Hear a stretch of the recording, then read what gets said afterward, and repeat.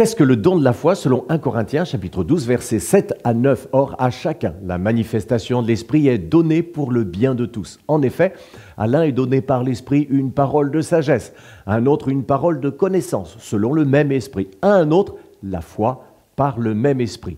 Il existe différentes sortes de foi. Le niveau le plus basique est tout simplement la capacité à faire confiance. Tous les êtres humains la possèdent, c'est une capacité indispensable pour pouvoir vivre en société. Sinon, on n'a plus qu'à devenir un ermite. Mais bon, il ne faut pas tout gober non plus, sinon on deviendrait des pigeons.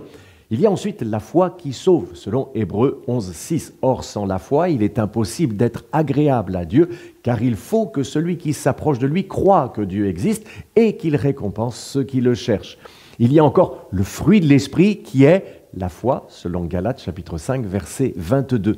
Le mot foi peut être aussi traduit par fidélité, car dans la langue grecque du Nouveau Testament, le mot est plus riche qu'en français. Il s'agit du mot pistis, qui signifie foi, fidélité, conviction, et qui recouvre jusqu'à l'idée d'engagement. Mais dans notre liste des dons spirituels, le mot fait référence à la foi dans le sens plus restreint d'une conviction de ce que Dieu va accomplir. Comme le montre ce qu'il dit encore un chapitre plus loin, « Si j'ai même toute la foi jusqu'à transporter des montagnes, mais que je n'ai pas l'amour, je ne suis rien. » Ici, Paul fait référence à un enseignement de Jésus sur la foi que le Seigneur a répété à au moins 2 reprises, selon l'évangile de Matthieu. « Je vous le dis en vérité, si vous aviez de la foi comme un grain de moutarde, vous diriez à cette montagne, déplace-toi d'ici jusque-là, et elle se déplacerait. Rien ne vous serait impossible. » Et plus loin, dans le même évangile, chapitre 21, verset 21, on retrouve à nouveau l'image de la foi qui déplace les montagnes.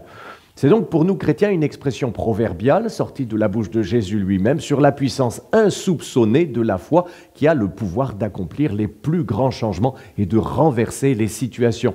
L'image forte de la montagne qui se déplace a pour but de saisir notre imagination pour amener notre esprit à réaliser les choses quasi inimaginables que la foi peut changer. On peut donc définir ainsi le don de la foi, c'est une confiance surnaturelle dans le Dieu des miracles. Elle est un charisme et un don de Dieu dont il équipe certains des croyants de son Église, plus encore que les autres. Quelques remarques sur le don de la foi. La foi dont Paul parle ici est évidemment différente de la foi que doivent impérativement avoir tous les chrétiens, sans quoi justement ils ne seraient pas chrétiens. C'est une foi si remarquable que Paul dit « Et même si j'avais ce genre de foi-là, sous-entendu cette foi exceptionnelle, celle qui déplace les montagnes, ce genre de foi qu'il n'est pas donné à tout le monde d'exercer, mais qu'il me manque l'amour, il me manque l'essentiel. » Le fait que le don de foi n'est pas l'apanage de tous les chrétiens ressort clairement de la manière dont Paul présente justement les différents dons spirituels. Or, à chacun, la manifestation de l'Esprit est donnée pour le bien de tous. En effet, à l'un est donnée par l'Esprit une parole de sagesse, à un autre la foi par le même Esprit. Cela signifie clairement que tous ne donnent pas des paroles de sagesse et que tous n'exercent pas non plus ce type de foi exceptionnelle. C'est ce que Paul dit encore en Romains 12:3 quand il écrit « Chacun selon la mesure de foi que Dieu lui a donnée ». C'est ainsi que Dieu utilise l'un pour une chose et un autre pour une autre, comme il le dit aussi plus haut. Il y a diversité de dons, mais le même esprit, diversité de services, mais le même Seigneur, diversité d'actes, mais le même Dieu qui accomplit tout en tous. Cela implique que Dieu a fait volontairement le choix que personne n'exerce tous les dons, justement, pour que nous ayons tous besoin les uns des autres et aussi pour que nous servions tous à quelque chose, pour que nous formions ensemble un corps avec des organes interdépendants et complémentaires, comme il le dit explicitement plus loin dans le chapitre. Ainsi, le corps n'est pas formé d'un seul organe, mais de plusieurs. Si le pied disait « Puisque je ne suis pas une main, je n'appartiens pas au corps », ne ferait-il pas partie du corps pour autant? Et si l'oreille disait « Puisque je ne suis pas un œil, je n'appartiens pas au corps », ne ferait-elle pas partie du corps pour autant? Si tout le corps était un œil, où serait l'ouïe? S'il était tout entier l'ouïe, où serait l'odorat? En fait, Dieu a placé chacun des organes dans le corps comme il l'a voulu. Si tous étaient un seul organe, où serait le corps? Il y a donc plusieurs organes, mais un seul corps. L'œil ne peut pas dire à la main « je n'ai pas besoin de toi », ni la tête dire aux pieds « je n'ai pas besoin de vous ». Ainsi, la foi est un don parmi d'autres. Me demanderez-vous alors si la foi peut faire des miracles? Quelle est donc la différence entre le don de foi et le don d'opérer des miracles, selon qu'il est dit à un autre la foi par le même esprit, à un autre des dons de guérison par le même esprit, à un autre la possibilité de faire des miracles? Eh bien, le don d'opérer des miracles accomplit les œuvres de l'esprit et le don de la foi, lui, les reçoit simplement par le même esprit. Les deux dons peuvent être exercés par deux personnes différentes dans une même situation. Je donne un exemple avec un type de miracle particulier qui est celui des guérisons.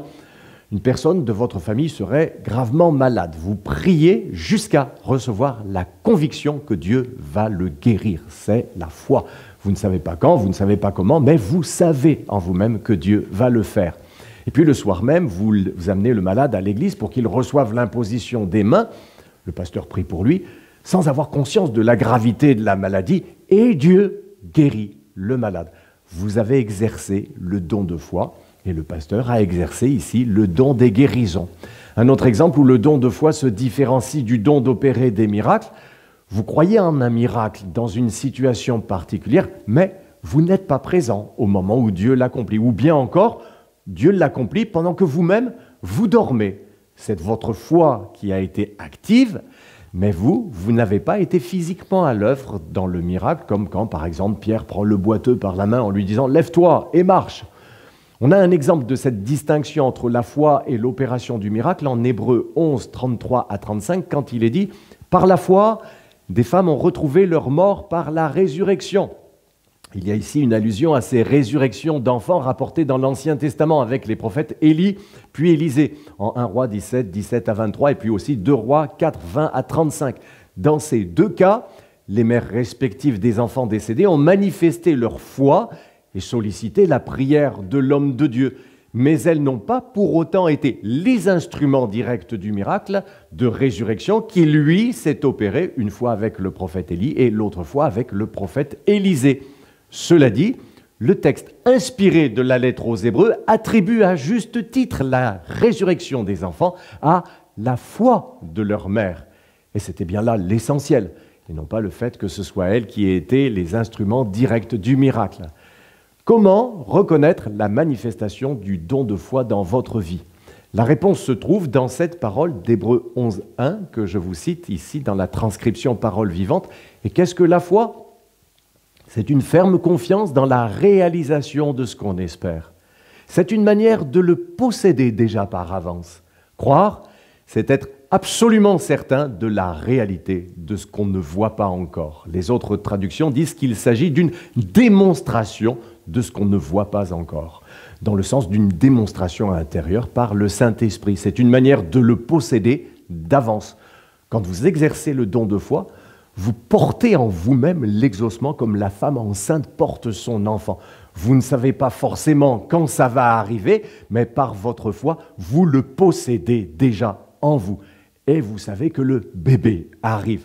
Vous pouvez déjà préparer la chambre avec le couffin. Lorsqu'en tant que pasteur, j'entends des croyants me raconter les expériences merveilleuses qu'ils font avec le Seigneur, je bénis Dieu de ce que le don de foi existe bel et bien encore aujourd'hui.